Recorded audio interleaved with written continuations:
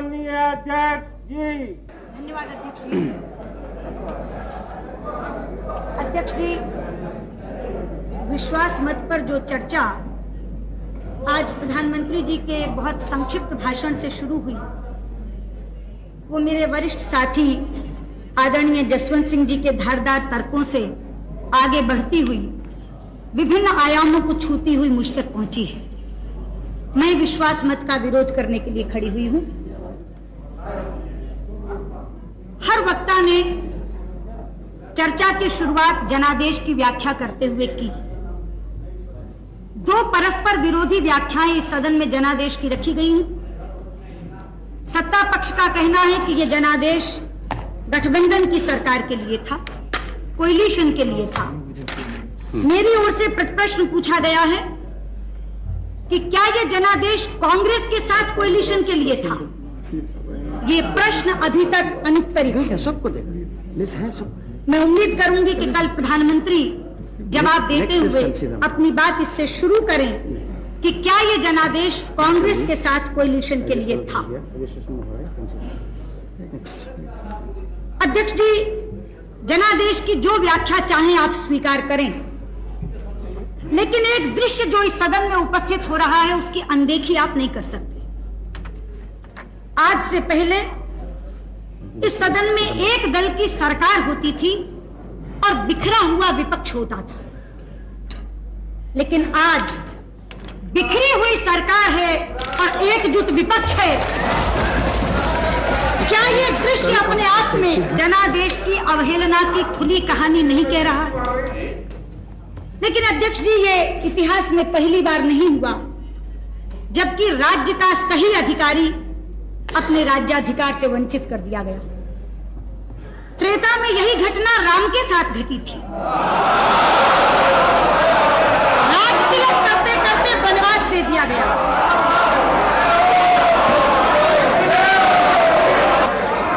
द्वापर में यही घटना धर्मराज युधिष्ठिर के साथ घटी थी, जब धूर्त शकुनी की दुष्ट चालों ने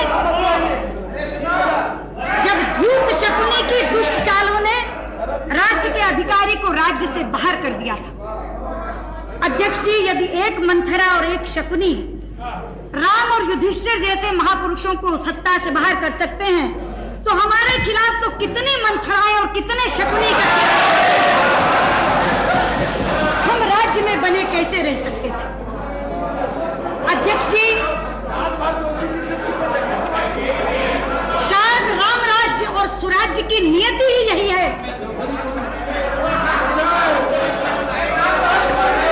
Please.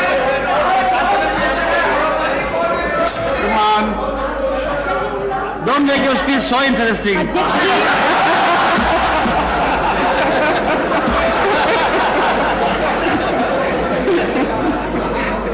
अध्यक्ष जी, राम राज्य और सुराज्य की शायद नियति ही ये है कि वो एक बड़े झटके के बाद मिलता है, और इसीलिए मैं पूरे विश्वास से कहना चाहती हूँ कि जिस दिन 28 तारीख की दोपहर को मेरे आदरणीय नेता अटल बिहारी वाजपेयी ने इस सदन में प्रधानमंत्री पद से अपने त्याग पत्र की घोषणा की थी, हिंदुस्तान में उस दिन राम राज्य की भूमिका तैयार हो गई। हिंदुस्तान में उस दिन सुराज्य की नींव पड़ गई थी। दूरदर्शन के सामने जीवंत प्रसारण देखने वाला हिंदुस्तान का वो मतदाता उनके त्याग पत्र की घोषणा के साथ कहा उठा था, ये अन्याय हुआ है, अन्याय हुआ है।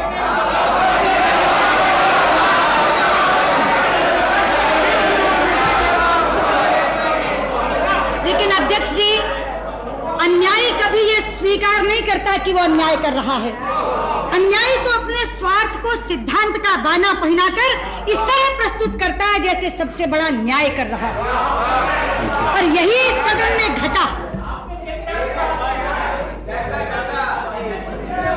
यही इस सदन में घटा।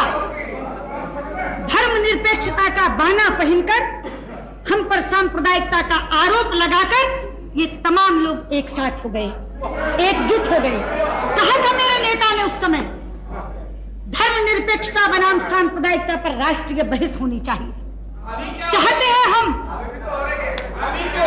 चाहते हैं कि इस देश के संविधान निर्माताओं ने धर्मनिरपेक्षता की क्या कल्पना की थी और इस देश के शासकों ने उसे किस स्वरूप में ढाल दिया, इस पर राष्ट्रीय बहस होनी चाहिए। अध्यक्ष जी, हम सांप्रदायिक हैं। हाँ, हम सांप्रदायिक हैं क्योंकि हम वंदे मातरम गाने की वकालत करते हैं। हम सांप्रदायिक हैं क्योंकि हम राष्ट्रीय ध्वज के सम्मान के लिए लड़ते हैं। हम सांप्रदायिक हैं क्योंकि हम धारा 370 को समाप्त करने की मांग करते हैं। हम सांप्रदायिक हैं क्योंकि हम हिंदुस्तान में गोरक्षाती वंश और वर्धन की वकालत करते हैं। हाँ अध्यक्ष जी, हम सांप्रदायिक हैं क्योंकि हम हिंदुस्तान में समान नागरिक संहिता बनाने की बात करते हैं। हम सांप्रदायिक हैं अध्यक्ष जी क्योंकि हम कश्मीरी शरणार्थियों के दर्द को जबान देने की अध्यक्ष जी, ये सपना है, ये धर्मनिरपेक्ष है। दिल्ली की सड़कों पर 3000 सिखों का कत्लेआम करने वाले ये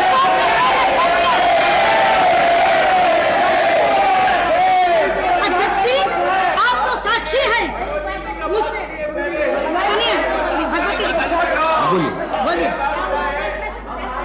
क्या व्यवस्था? मैं हिंदू नहीं हूँ, मुझको मंदिर जाने से रोका गया। और इसमें क्या व्यवस्था है?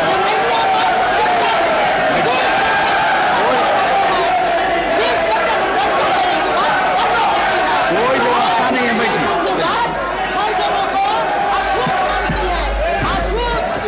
कोई व्यवस्था का प्रश्न नहीं है। चलिए अध्यक्ष जी,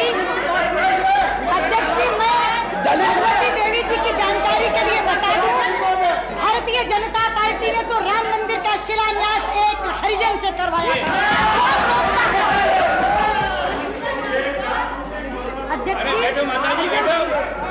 अध्यक्ष जी, मैं कह रही थी ये सेकुलर है, ये कांग्रेस जन।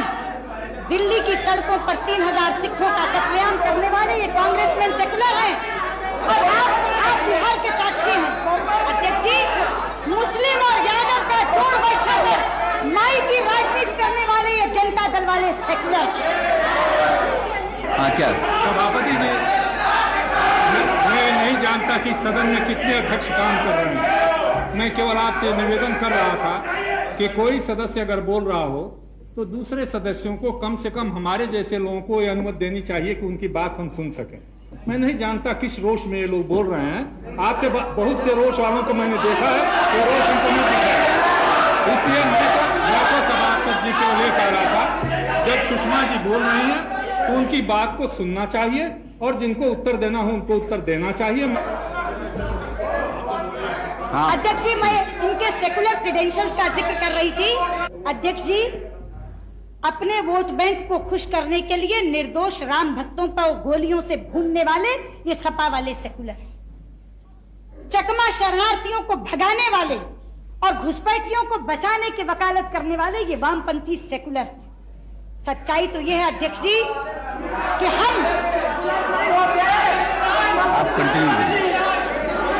सच्चाई तो ये है अध्यक्ष जी कि चूंकि हम अपने हिंदू होने पर शर्म महसूस नहीं करते, इसलिए हम कम्युनल हैं, इसलिए हम सांप्रदायिक हैं।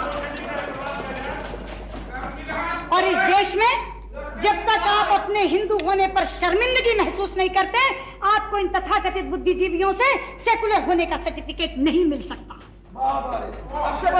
अध्यक्ष जी, सेकुलरिज्म की हमारी परिभाषा यह है कि एक हिंदू अच्छा हिंदू हो, एक मुसलमान अच्छा मुसलमान, एक सिख अच्छा सिख हो, एक ईसाई अच्छा ईसाई, और सब अपने अपने पंथों का अनुसरण करते हुए एक दूसरे के धर्मों का आदर करें।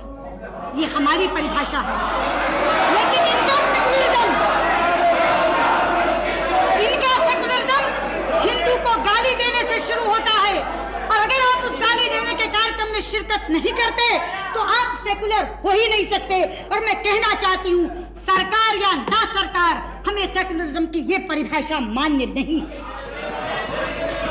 अध्यक्ष जी, आज से पहले तो केवल हिंदुत्व पर प्रश्न चिन्ह लगाया जाता था, हिंदुत्व शब्द के हमसे मायने पूछे जाते थे, लेकिन पिछले विश्वास मत पर चर्चा सुनते सुनते मेरी आंखें डबडबा गई जब इस सदन में भारतीयता शब्द पर भी प्रश्न चिन्ह लगा। आज से पहले तो कहते थे इंडियन नेशनलिटी की बात कर सकते हो, लेकिन इसी सदन में चर्चा के दौरान कहा गया, मैं तो बहुत कद्र करती हूँ मुरासली मारन जी की, लेकिन उन्होंने कहा वी आर डिफरेंट। आप कौन सी संस्कृति की बात कर रहे हैं? ये भारतीयता क्या होती है? मुझे था शायद इनमें से कोई बोलेगा। एक उम्मीद चंद्रशेखर जी से जरूर थी, पता नहीं क्यों कौरवों की सभा के भीष्म पितामह की तरह आप भी मौन साधे रहे।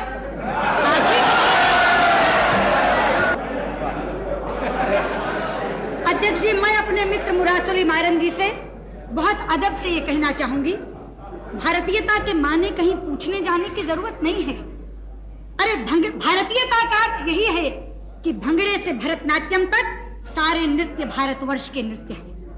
भारतीयता के माने ये हैं कि जम्मू के राजमा चावल और पंजाब की मक्की की रोटी से लेकर दक्षिण के इडली डोसे तक सारे आहार भारतवर्ष के आहार। भारतीयता का अर्थ यही है कि अमरनाथ से लेकर रामेश्वरम तक सारे तीर्थ भारतवर्ष के तीर्थ हैं। आप पूछते हैं कि एक संस्कृति के क्या मायने हैं?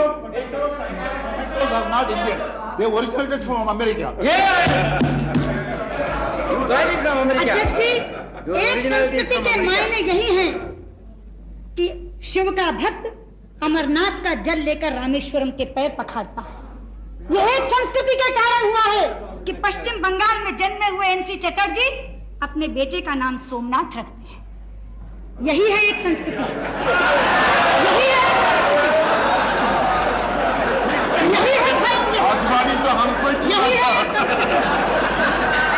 है एक संस्कृति। मुझे संस्कृति का उदाहरण कई शब्दकोशों में देखने की जरूरत नहीं है, वो इस सदन में परिलक्षित होती है।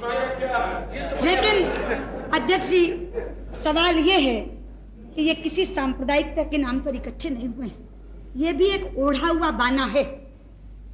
ये इकट्ठे हुए हैं अपने गुनाहों के कारण,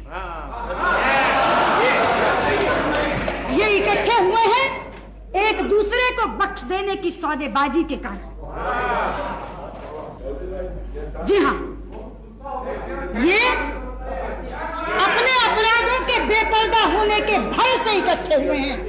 अध्यक्ष जी, ये सांप्रदायिकता के नाम पर हुई साझेदारी नहीं है। अध्यक्ष जी, ये चारा कांड और हवाला कांड की साझेदारी है।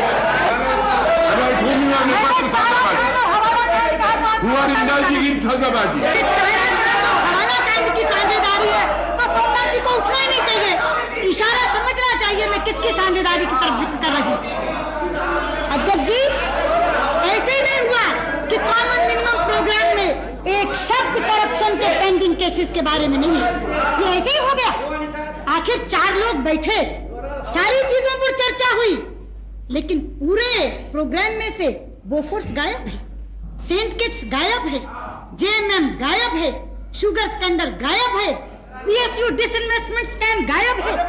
अरे जिनका ढिंडोरा पीट के चुनाव में गए थे, Narasimha Rao epitome of corruption की चार्जशीट निकालकर चुनाव में गए थे, आज उसके ऊपर एक शब्द भी नहीं। और यूरिया स्कैम के ऊपर कहते हैं प्रधानमंत्री, law will take its own course, कोई बचेगा नहीं। केवल मुक्के मारकर कह देने से ये नहीं होगा अध्यक्ष जी, आचरण क्या बोलता है ये देखने वाला है। आज भी यूरिया स्कैम में अफसर पकड़े गए हैं, लेकिन दोनों के रिश्तेदार अभी नहीं पकड़े गए। 5 दिन का समय दिया गया, आखिर क्यों? इसलिए मैं कहती हूँ ये साझेदारी सांप्रदायिकता के नाम पर नहीं हुई है, ये साझेदारी एक दूसरे को माफ करने के सिद्धांत के नाम पर की गई साझेदारी। अध्यक्ष जी, ये कहते हैं, रामविलास पासवान कहते हैं ये सरकार चलेगी। आज यहाँ कहा जाता है ये सरकार चलेगी नहीं, दौड़ेगी, 5 साल तक रहेगी। अरे मैं पूछना चाहती हूँ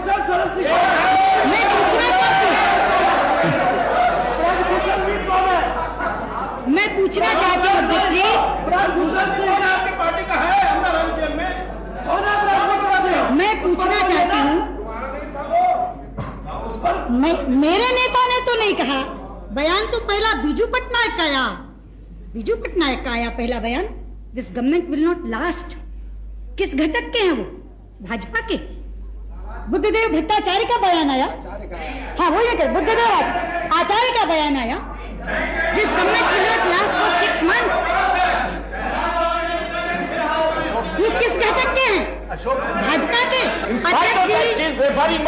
ओके, यू स्टैंड करेक्टेड। अध्यक्ष जी, मुझे करेक्ट करने की क्या जरूरत है? पहली स्टेटमेंट छपी, उसका जिक्र मैंने कर दिया, डिनायल इन्होंने किया, उसका जिक्र इन्होंने कर दिया, दोनों चीज रिकॉर्ड पर आ जाएंगी। आगे बढ़िए। नरसिंह राव जी के हवाले से कहा गया कि चुनाव के लिए 7 महीने से 1 साल के बीच में तैयार रहना चाहिए। ये बयान भाजपा की तरफ से तो नहीं आया। इतने अंतर विरोधों के साथ जो सरकार चल रही है, क्या सांझ है नारायण दत्त तिवारी और मुलायम सिंह यादव में? मैं पूछना चाहती हूँ, क्या सांझ है? आ गए बीजू पटनायक जी, क्या सांझ है आदरणीय बीजू पटनायक जी आप में और जेबी पटनायक में? क्या सांझ? इधर एड्रेस करिए आपने। अध्यक्ष जी, सुषमा जी आप इधर एड्रेस करिए। चारे और खाद के अलावा क्या सांझ है राम लखन सिंह यादव और लालू यादव में? क्या सांझ है ममता बनर्जी और सोमनाथ चटर्जी में? मैं पूछना चाहती हूँ, उत्तराखंडी महिलाओं के सम्मान का सौदा करके नारायण दत्त तिवारी मुलायम सिंह के बगल में क्यों बैठे? तमिलनाडु के हितों की अनदेखी करके करुणानिधि ने देवेगौड़ा को नेता क्यों स्वीकार किया? अपने घावों की पीड़ा भूलकर, ममता जी अपने घावों की पीड़ा भूलकर आप सोमनाथ जी के साथ मतदान कैसे कर रही हैं? ठीक है, ठीक। ममता जी आपको बोलना है, इसके लिए एडवांस नोटिस देने की कोई जरूरत नहीं है, उनको बोल लेने दीजिए। ठीक है, आपका नाम आपकी पार्टी से आएगा तो बोल लीजिएगा, उनको बोल लेने दीजिए। मैं बताना चाहती हूँ अध्यक्ष जी, मैं नाम क्यों ले रही हूँ? मुझे वो दृश्य जिसका तस याद है, मेरी आंखों में बसा हुआ है। मैं राज्यसभा की दर्शक दीर्घा में बैठी थी, इसी सदन में नरसिंह राव जी की सरकार के खिलाफ अविश्वास प्रस्ताव पर मतदान हो रहा था। मैं वहां से बैठी देख रही थी, एक व्हील चेयर के ऊपर ममता जी को लाया गया था, यहीं बैठी थी वो, चोटों से आए बुखार के कारण कांप रही थी। बराबर में बैठी 2 सांसद महिलाओं ने उन्हें लाल कंबल उड़ाया था। वहां बैठी हुई मैं उस समय कम्युनिस्टों की हिंसक प्रवृत्ति को कोस रही थी। मुझे मालूम है ममता जी के विरोध के स्वर बहुत मुखर होते हैं, लेकिन हम उनके विरोध के अधिकार को मान्यता देते हैं, हम उनके विरोध के अधिकार को स्वीकृति देते हैं, हम उनकी आवाज को गैद करने के लिए उन पर हमला नहीं करते। इसलिए पूछना चाहती हूँ ममता जी से आज कि इस सदन में सीपीएम के साथ बैठकर मतदान करेगी और पश्चिम बंगाल में जाकर उनके विरोध की राजनीति करेंगी। ये कैसी सांझ है ममता जी? ये कैसा गठबंधन? अध्यक्ष जी, मैं जिक्र कर रही थी कि केवल व्यक्तियों में अंतर विरोध नहीं है, जो कार्यक्रमों में अंतर विरोध झलकता है वो तो माशाअल्लाह। जब इनका प्रोग्राम आया, मिनिमम प्रोग्राम, मैंने उसको आदि से अंत तक पढ़ा। एक बार मुझे लगा कि कुछ गलत पढ़ा गया, ये हो नहीं सकता। मैंने उसको दोबारा पढ़ा और पढ़ने के तुरंत बाद मेरे मुंह से निकला, वहां भारत के कम्युनिस्ट साथियों, तुमने लेनिन से येल्त्सिन तक का सफर एक ही सप्ताह में पूरा कर लिया। अध्यक्ष जी, कोलिशन के कंस्ट्रेंट्स तो मैं समझ सकती हूँ, कोलिशन के कंस्ट्रेंट्स होते हैं, मजबूरियां होती हैं, कुछ चीजों को बरतरफ रखना पड़ता है, कुछ चीजों में साझेदारी करनी पड़ती है, मगर कोई शीर्षासन करके कलाबाजी खा जाएगा इसकी उम्मीद नहीं। अध्यक्ष जी, इसमें लिखा है इंश्योरेंस सेक्टर निजीकरण उसका कर दिया जाएगा और फॉरेन कंपनी तक के लिए खोल दिया जाएगा। मैं तो हैरान हुई, क्योंकि 1 साल पहले की बात मुझे जस की तस याद थी। कहां गए चतुरानंद मिश्र? अध्यक्ष जी, आपके माध्यम से बताना चाहती हूँ, मैं राज्यसभा में याचिका समिति की अध्यक्षा थी, कमेटी ऑन पिटीशंस की चेयरपर्सन थी। हमारी समिति के सामने एक याचिका दायर की गई, एक पिटीशन प्रस्तुत की गई। जिसमें यह लिखा गया था कि LIC, GIC इंश्योरेंस सेक्टर को जो प्राइवेटाइज करने की एक सिफारिश मल्होत्रा कमेटी की तरफ से आई है वो लागू न की जाए, ये थी वो पिटीशन। और मैं आपको चौंका दूं ये बात कहकर, वो पिटीशन किसी और ने काउंटर साइन नहीं की थी, एक MP को प्रस्तुत करनी पड़ती है। ये संयोग है कि चतुरानंद मिश्र राज्यसभा से मेरे साथ लोकसभा में आए हैं, 2-4 दिन में शायद कैबिनेट के मंत्री भी बनने वाले हैं। वो पिटीशन काउंटर साइन की थी चतुरानंद मिश्र ने। और अध्यक्ष जी, मुझे कहा गया था कि अगर ये इंप्लीमेंट कर दी गई रिपोर्ट तो ये पिटीशन इनफेक्चुअस हो जाएगी, इसलिए कम से कम इंटरिम डायरेक्शन गवर्नमेंट को दी जाए कि ये इंप्लीमेंट नहीं हो। पिटीशन कमेटी के अध्यक्षा के नाते मैंने सरकार को डायरेक्शन दी थी कि जब तक इस कमेटी की रिपोर्ट नहीं आ जाए, हम बहुत जल्दी इस कमेटी की रिपोर्ट देंगे, तब तक मल्होत्रा कमेटी की सिफारिशें लागू न की जाए। और इस याचिका समिति ने इस याचिका पर रिपोर्ट देने से पहले सारी पॉलिटिकल पार्टीज के लोगों को बुलाया था, सारे राजनीतिक दल के प्रतिनिधि आए थे। इसमें क्या गलत कह रही हूं अध्यक्ष जी? प्रीमियर घटक इस यूनाइटेड फ्रंट का जनता दल, जिनकी सरकार है, जिनके आप कुछ कहना चाहते हो, आप मिनिस्टर है, बोलिए। अगर कोई ऑब्जेक्शनेबल बात है तो बताइए, अगेंस्ट द रूल हो तो बताइए। नहीं, यू आर मिनिस्टर ना हो। वो रेफर कर रही है एक ऐसे डॉक्यूमेंट को जो हाउस में ले किया जा चुका है, इसमें क्या है अध्यक्ष जी? प्रोसीडिंग नहीं, उसी को उन्होंने बताया, उस प्रतिवेदन से मैं कोट कर रही है। What can I do? प्रधानमंत्री तवज्जो दें। नहीं, ये तो आजादी है, ये कोट कर सकते हैं। क्या मिनिस्टर जी, नहीं, आप कोई रूल बताइए ना जिससे वो नहीं कोट कर सके, मैं उनको रोक दूंगा। बताइए कोई कानून। प्राइम मिनिस्टर, मैं आपके दल की बात कर रही हूँ। The honourable prime minister, I would like to draw your attention please. मैं देवे गौड़ा जी, सोमनाथ चटर्जी और चतुरानंद मिश्र को सुनाकर दोबारा कहना चाहूंगी, मेरी पार्टी का पॉलिसी था भारतीयों के लिए खोल दो, फॉरेनर्स के लिए मत खोलो, लेकिन आपकी पार्टी का पॉलिसी पढ़कर सुना रही हूँ।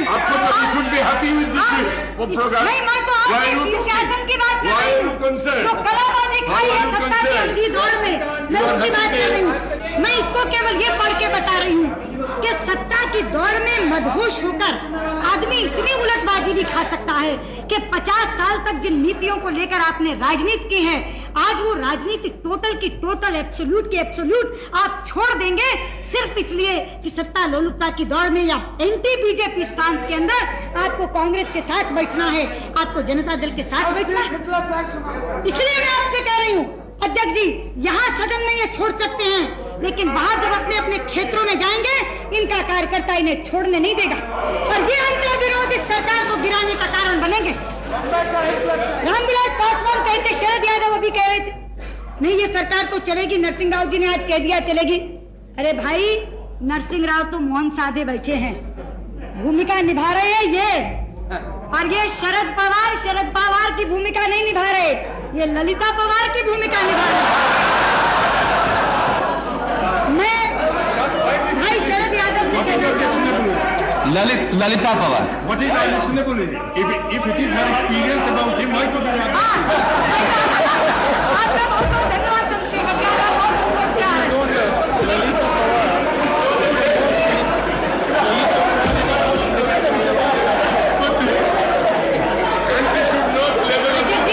अब आप कंक्लूड करिए।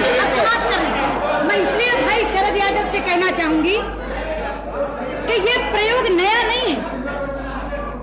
मैं भाई शरद यादव से केवल इतना कह रही थी, ये प्रयोग नया नहीं है, ये प्रयोग आपके गुरु राजनारायण जी पहले कर चुके हैं।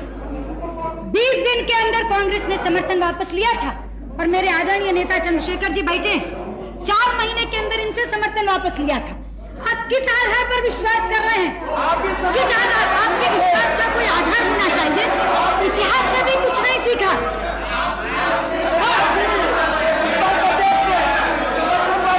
और मैं कांग्रेस की बात क्या करूं?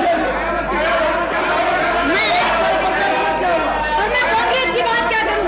मैं तो भाई शरद यादव से ही पूछूंगी कि भैया अपने समाजवादियों का इतिहास भी तो है।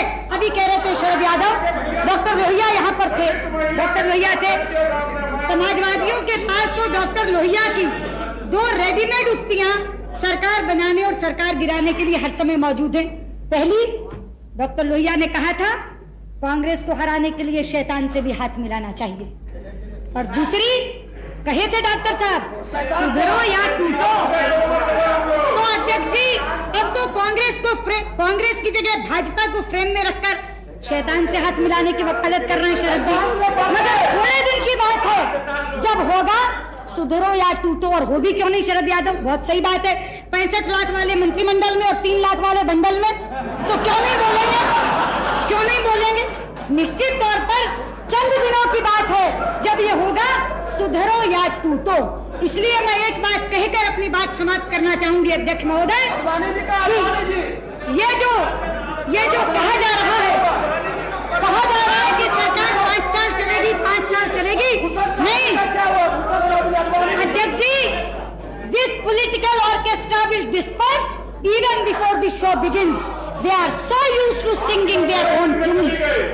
ये जो एक सामूहिक मंडली एक समूह गीत गाने के लिए आई है, ये अपना अपना राग अलापने के लिए इतने आदी हैं कि गीत शुरू होने से पहले ये शिराजा बिखर जाएगा। लेकिन हाँ, जितने दिन ये देश आपके हाथ में रहे, ईश्वर इस देश की रक्षा करे, ये प्रार्थना करते हुए मैं विश्वास मत का विरोध करता हूं।